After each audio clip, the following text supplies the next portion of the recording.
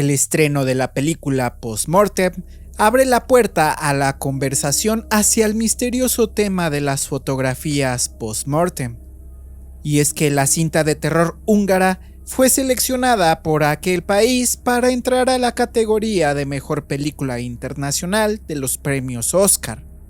Sin embargo, estamos ante un tema macabro, pero a su vez tradicional.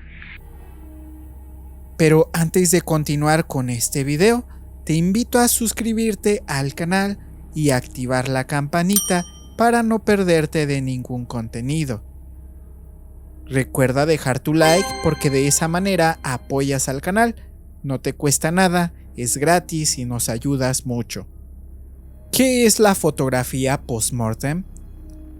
Como su nombre lo indica, es la fotografía después de la muerte. Los orígenes más remotos de los retratos post-muerte podemos encontrarlos en el Egipto de los faraones, aunque sin duda los más famosos son los conocidos como retratos de El Fayum. Los retratos de El Fayum son unos retratos naturalistas pintados sobre telas o tablas de madera que eran colocados encima del rostro de las momias para que en el más allá el difunto pudiera ser identificado. Es por esa razón que el retrato tenía que ser lo más fiel posible a la apariencia de su dueño. Estas pinturas datan del siglo IV, momento en que Egipto ya era una provincia romana, y continuaron practicándose en la época bizantina y posclásica. Incluso fueron localizados en la necrópolis de El Fayum y en la actualidad se conocen alrededor de 900 ejemplares, mientras que en Europa se popularizó el uso de la máscara mortuoria entre la nobleza y la realeza, aunque su uso ya se practicaba en la antigua Roma. Una máscara mortuoria es la copia del rostro de una persona fallecida, mediante el vaciado en yeso y la reproducción en positivo usando materiales diversos como cera de abeja o resinas. Esta práctica se intensificó sobre todo en los siglos XVIII y XIX. Dante Alighieri, Napoleón Bonaparte o Nikola Tesla son solo algunos de los ilustres personajes que fueron retratados mediante esta tradicional técnica. Pero los retratos pictóricos post-mortem fueron realizados en la Europa del Renacimiento, así como en el Barroco, aunque su alto coste de elaboración suponía que solamente las élites podían tener acceso a ellos. Sin embargo, desde el siglo XIX y hasta mediados del siglo XX se fotografiaba a los muertos para mantener de esa forma su recuerdo. La fotografía post-mortem visibilizaba la muerte de una forma directa y dio lugar a unos retratos perturbadores para nuestra mentalidad actual. Desde que se presentó la fotografía al mundo hasta mediados del siglo XX, la tradición se mantuvo, con más o menos intensidad en el mundo occidental. En el cine, por ejemplo, vemos esta práctica en la película de Alejandro Amenábar, Los Otros. En una escena, la protagonista encuentra un álbum de fotografías de muertos. Algunos pensaron que se trataba de una licencia artística, pero en realidad era una costumbre arraigada del siglo XIX.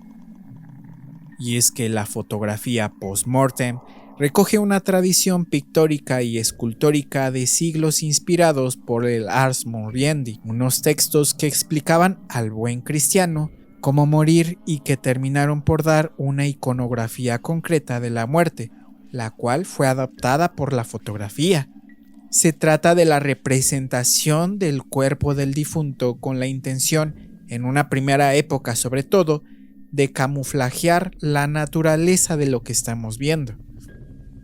Como mencionamos, hasta el siglo XIX solo se podía retratar a los muertos de la alta nobleza, quienes se podían permitir pagar a los artistas para la realización de un cuadro o una escultura, y así pasar a la posterioridad. Pero con la cámara cambió todo.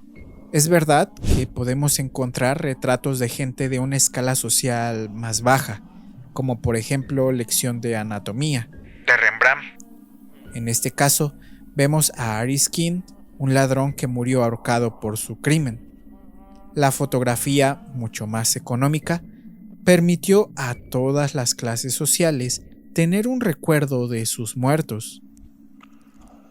Hasta su llegada, únicamente conocíamos de forma profusa e idealizada a los reyes y a los nobles. La época victoriana fue el ambiente perfecto para la fotografía post-mortem. La relación que establecieron con la muerte permitió pasar de forma natural del retrato pictórico a la fotografía, el daguerrotipo. Muchos pintores entonces abandonaron los pinceles por las cámaras y llevaron toda la composición a este nuevo arte. Incluso muchos artistas, para ahorrarse tiempo, preferían hacer una fotografía al difunto y luego utilizarla como un boceto para una pintura. Pero el realismo y la rapidez de la cámara acabaron por imponerse. Pronto se convirtió también en una tradición en los Estados Unidos, en Europa y por supuesto en España, donde todavía se puede encontrar esta actividad en los años 80 del siglo XX, dentro del ámbito rural. Pero ¿cómo era el proceso? El fotógrafo iba a la casa del fallecido y aprovechaba la luz del lugar para conseguir la representación más idealizada. Al principio, buscaron la vida en los rostros de los muertos, incluso con trucos como dejarle los ojos abiertos, pero no quedaba del todo bien, así que poco a poco se popularizó la pose de que estaban dormidos. Y es que la fotografía post-mortem era la única forma de tener un recuerdo de alguien que jamás se había hecho un retrato posiblemente en su vida. A veces era la única forma de poner en marcha el tema de las herencias, sobre todo si eran ancianos. Pero en el fondo era pura interacción social, un culto a la memoria a la que nunca se había podido llegar de otra forma. Así integraban a esas personas a la historia familiar, porque si no, su imagen se hubiera perdido para siempre. No podemos olvidar que la mortalidad infantil también era muy alta en aquellos tiempos, y solo se les podía recordar de esa manera. Hoy, la muerte se esconde. Todo es aséptico y la sociedad no quiere saber nada. Nuestra relación con ella ha cambiado totalmente. Por eso a muchos les parece una aberración y les cuesta mirar directamente a un muerto. Pero en aquel tiempo abundaban las fotografías de niños, madres y personas mayores. Y en todas ellas se nota un respeto por el fallecido, que al día de hoy nos puede helar la sangre porque representa algo que ya no queremos ver. La fotografía post-mortem es la muestra perfecta de cómo ha cambiado la sociedad. La muerte formaba parte de la vida y el cuerpo reposaba en la casa. La familia arreglaba el cuerpo y así esperaba al fotógrafo para tener su recuerdo. Pero la vida seguía. ¿Cuántos tipos de fotografía post-mortem existían? Hay que decirlo, los autores difieren en cuanto a los distintos tipos de fotos post-mortem, pero en general, entre todas las tipologías se coincide en 3. Simulando la vida, simulando estar dormido y sin simular nada. Estos 3 tipos no se reemplazaban entre ellos, sino que coexistían a lo largo de los años. Cada familia podía elegir uno u otro tipo en función de sus necesidades y también de sus capacidades adquisitivas.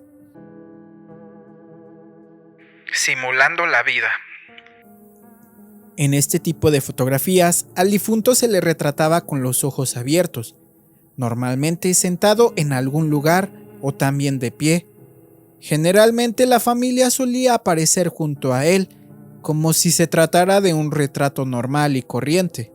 En estos casos no es tan difícil identificar quién es la persona fallecida, puesto que las manos pueden aparecer moradas, o bien las facciones del rostro muy tensas. En ocasiones, al difunto se le fotografiaba con los ojos cerrados, y posteriormente, el fotógrafo retocaba la imagen pintando unos ojos abiertos encima de los párpados. Para mantener el cuerpo de pie y que no se cayera al ser fotografiado, se usaban mecanismos especiales para mantener al difunto sujeto por los pies y por la espalda, así como de la cabeza, simulando estar dormido. Este tipo de retratos se solía realizar más en niños. Se les fotografiaba en la cama como si estuvieran durmiendo, o bien en los brazos de sus padres si se trataba de bebés. Algunos autores llaman a esta como la pose del último sueño, y se relaciona con el deseo de asociar la muerte con el sueño. En ocasiones los fotógrafos, como Fernando Navarro, preferían realizar este tipo de fotografías en los patios de las viviendas familiares. Y así, con el uso de luz solar, una sábana blanca como fondo y un lugar donde apoyar al fallecido, tomaban la fotografía, sin simular nada. Estas son las fotografías más normales y corrientes que se solían realizar de forma general. Al difunto se le fotografiaba en la cama tumbado, normalmente rodeado de flores. También se le podía fotografiar directamente en el féretro. En ocasiones, si la familia lo quería, se le podía retratar durante el entierro, normalmente rodeado por sus seres queridos. Estos casos solían ocurrir cuando la familia no disponía de dinero suficiente como para pagar un estudio fotográfico. ¿Y tú, conocías la fotografía post-mortem? ¿Te aterra o se te hace algún tema macabro?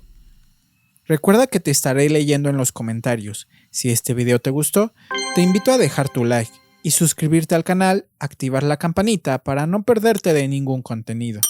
No olvides que yo soy Carlos, pero que tú puedes llamarme Charles.